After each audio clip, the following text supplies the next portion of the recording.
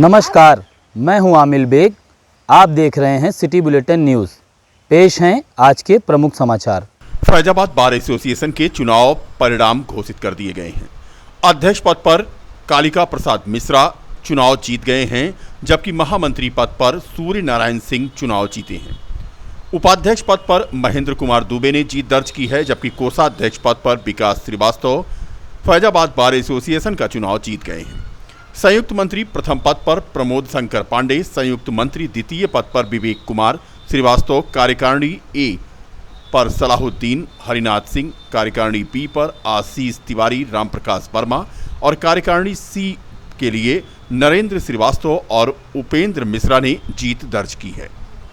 आज कचहरी में लगा जैसे मानो होली का मौसम आ गया हो। सभी ने साथी अधिवक्ताओं को अपनी जीत के लिए जहां बधाई दी, वहीं यह कहा कि वह अधिवक्ताओं के लिए कार्य करते रहेंगे। 14-15 में मैं अध्यक्ष था और 2022-23 में हमारे संघ में हमारे जो सम्मानित भाई सदस्यगण हैं, उनकी मांग के अनुसार मैंने पर्चा भरा था और वो लोग खरे उतरे हैं। हम अपने भाइयों के प्रति, अधिवक्ताओं के प्रति समर्पित हैं, चाहे जिस सीमा तक जाना पड़े। अधिवक्ता हित सर्वोच्च, यही मेरा सिद्धांत है। समस्या है, उसके साथ तमाम समस्याओं को तो कुछ नहीं है। हमारे अधिवक्ता भाइयों का हित सर्वोच्च है। समस्याएं सारी निदान होंगी, 24 घंटे में नहीं होंगी तो 26वां घंटा बीतेगा। ये तो मेरे शेर जी, जीत का श्रेय किसको देना चाहेंगे? जीत का श्रेय हमारे संघ के सभी सदस्यों में सभी सदस्यों को देना चाहूँगा। हमारे सभी सदस्य अध्यक्ष हैं, मैं उनका सेवक हूँ। जो संघ के सदस्यगण कहेंगे, जो उनकी मांगें होंगी, वो मेरा धर्म होगा। मैं उसके लिए अपने शरीर का एक एक कतरा भी दे के उसको पूरा करूंगा। सारा पैसा लगा के पूरा करूंगा। संघ हित में जो बन पड़ेगा वो करूंगा। मेरे लिए कोई भी चीज़ और सर्वोपरि नहीं, अधिवक्ताओं के अलावा कोई भी चीज़ सर्वोपरि नहीं है, ना अधिकारी ना कुछ। केवल अधिवक्ता हित सर्वोच्च, सदस्य हमारे भगवान हैं, बस वही है। फिर भी आपने बाइट के लिए कहा, चूँकि विलम्ब हो रहा था, इस संदेश देना चाहते हैं कि हम उनके साथ हैं, वो मेरे साथ हैं। जो समय पर मांग होगी उसको काम किया जाएगा। उसमें अधिवक्ताओं के लिए कोई चीज़ बाकी नहीं रहेगी। जूनियर, सीनियर, मध्यम वर्गीय अधिवक्ता भगवान हमारे हैं, बाकी इसके अलावा और कोई नहीं है।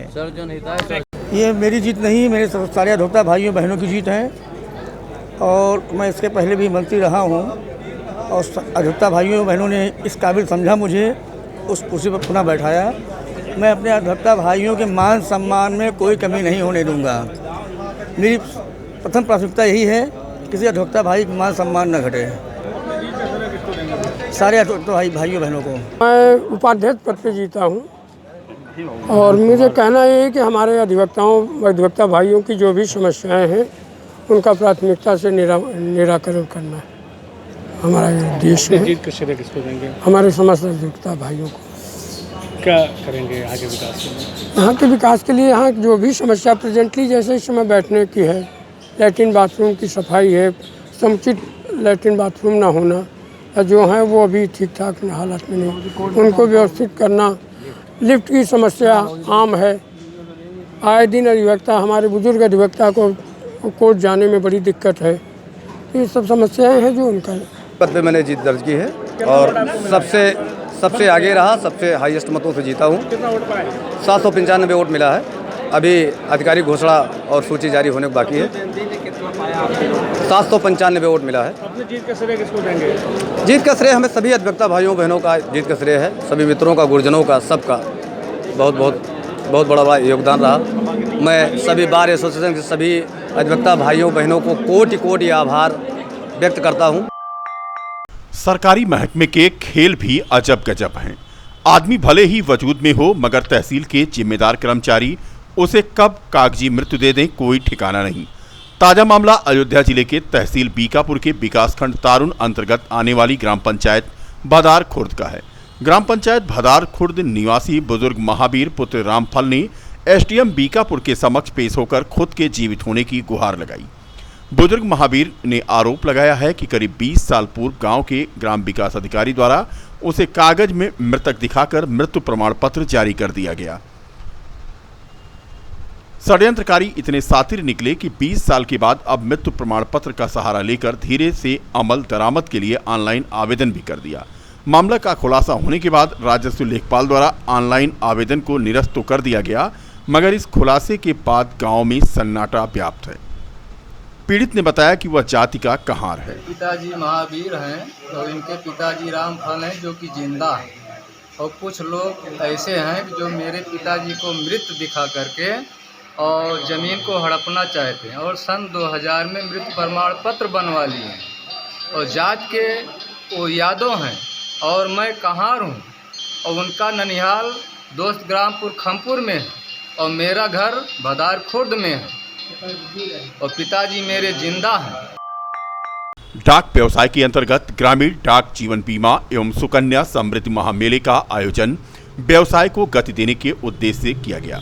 गांधी सभागार में महामेले में पहुंचे मुख्य अतिथि लखनऊ परिक्षेत्र के पोस्टमास्टर जनरल विवेक कुमार दक्ष ने शिरकत करते हुए कहा कि गरीबों के लिए वरदान है RPLI।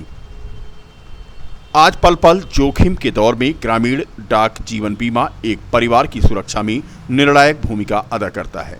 ग्रामीण डाक जीवन बीमा से इंसान अपनी आवश्यकता को आसानी के साथ पूरा कर सकता है।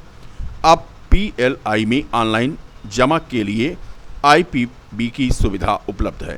साथ ही सुकन्या समृद्धि योजना के बारे में श्री दक्ष ने कहा कि भ्रूण हत्या, अपराध पर रोक, नारी सशक्तिकरण, बेटियों को उच्च शिक्षा तथा बेटियों को आर्थिक आज़ादी देने एवं बेटियों के भविष्य को संवारने के लिए सुकन्या समृद्धि खाता आवश्यक है। इस मौके पर मंडल के प्रवर अधीक्षक डाक PK सिंह के अलावा शारदेंद्र श्रीवास्तव, सहायक अधीक्षक जयप्रकाश, दीपक मौर्य, हिमांशु शुक्ला, जयशंकर, प्रदीप प्रसाद वर्मा, अजीत सिंह, राघवेंद्र सिंह, चंद्रेश वर्मा आदि मौजूद रहे। बनाने से लेकर के EPS के माध्यम से धन की निकासी घर बैठे वो कैसे कर सकते हैं और किस तरह से हमारे जो BPM हैं, जो नए BPM भर्ती हो रहे हैं, वो कैसे डाक विभाग की ऊंचाइयों की ओर ले जा सकते हैं, इसके बारे में हम कार्यशाला आने वाले समय में हम खासतौर पर बच्चों का आधार बनाने के लिए एक बड़ा अभियान चलाने वाले हैं।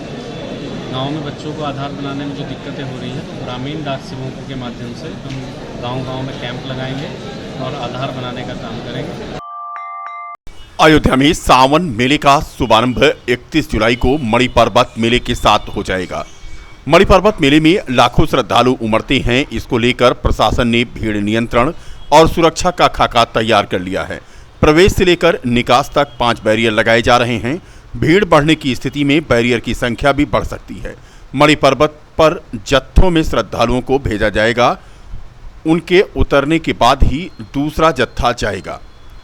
जिलाधिकारी नीतीश कुमार ने बताया कि मणि पर्वत टीला पुरातत्व विभाग द्वारा संरक्षित है।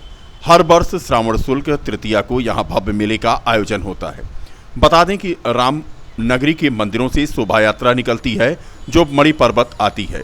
मेले में लाखों श्रद्धालु उमड़ते हैं और करीब 80 फीट ऊपर टीले पर स्थित मंदिर में दर्शन पूजन करने लोग जाते हैं। इसी दिन रामनगरी में सावन झूलनोत्सव की शुरुआत हो जाती है। मणि पर्वत का टीला सैकड़ों वर्ष पुराना होने के चलते जर्जर अवस्था में है। हालांकि हाल ही में पुरातत्व विभाग ने 45 लाख रुपए खर्च करके इसका सुंदरीकरण कराया है। मणि पर्वत के बाहरी हिस्से की भी मरम्मत कराई गई है। बावजूद इसके अभी भी मणि पर्वत का ऊपरी हिस्सा जर्जरा अवस्था में है। पुरातत्व विभाग ने इमारत जर्जर होने का संकेतक भी लगा रखा है। कुल मिलाकर के अयोध्या में सावन झूला मेला की शुरुआत 31 जुलाई से होनी है और माना जा रहा है कि लाखों की संख्या में श्रद्धालु यहां पर उमड़ेंगे। इसीलिए हम लोग इसको निरीक्षण करने आए हैं और हम लोग मेला अधिकारी हैं और सब लोग नगर निगम की टीम लगी हुई है। इसमें जो जो सुरक्षित स्थान है उसको हम लोग सेपरेट करेंगे और जो असुरक्षित स्थान है उसको अलग से बैरिकेडिंग करके उसको अलग कर देंगे। और यहाँ ASI का साइट है, आर्कियोलॉजिकल सर्वे ऑफ इंडिया का साइट है। इसमें परमानेंट कंस्ट्रक्शन जो है ASI करती है और हम लोग मेले के तहत जो बैरिकेडिंग्स लगाते हैं वो सुरक्षा के लिए हम लोग बैरिकेडिंग्स लगाएंगे। हाँ, तो पुलिस और प्रशासन दोनों की टीम रहेगी। वो हम लोग जो श्रद्धालुओं की संख्या को देखते हुए हम लोग पूरा नियंत्रण का प्लान है और उसमें हम लोग का एंट्री और एग्जिट के अलग अलग रोड्स बने हुए हैं। और आपने देखा होगा कि पहले पूर्व के सालों में ये नहीं था, बना है, अभी नया ASI के द्वारा बना हुआ है। तो और ये रोड्स भी हम लोग कंप्लीट कर देंगे। जिले में एक प्रेमिका की उसके प्रेमी पति ने ही हत्या कर दी। प्रेमिका की पीठ और गले पर कुल्हाड़ी के वार से 3 घाव मिले हैं। प्रेमी हिंदू है जबकि प्रेमिका गैर हिंदू। हत्या के बाद से गांव में तनाव की स्थिति है। ये वारदात गुरुवार की रात 10 बजे की है। दोनों का मकान गांव के बाहर है। सुबह गांव वालों को जानकारी हुई।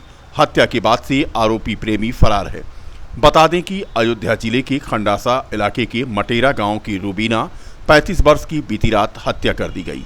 बताया जा रहा है कि रूबीना ने 1 साल पहले मटेरा गांव के बाबूलाल गुप्ता के साथ घर से भागकर शादी कर ली थी। दोनों दूसरे शहर में रहने के 1 साल बाद अपने गांव लौटे तो घर वालों ने दूसरे संप्रदाय की लड़की से शादी करने के विरोध में घर में रखने से मना कर दिया, जिसकी शिकायत उन्होंने थाना खंडासा में भी किया। पुलिस सहायता के चलते उन्हें घर में रहने दिया गया। बाबूलाल गुप्ता की पत्नी रूबीना का शव गुरुवार की देर रात बरामद किया गया है। घटनास्थल पर रात में ही एसपी ग्रामीण और सीओ मिल्कीपुर पहुंचे। सुबह करीब 8 बजे एसएसपी भी मौके पर पहुंची। मृतका रूबीना का मायका थाना कुमारगंज के अंतर्गत उदरनपुर गांव में है।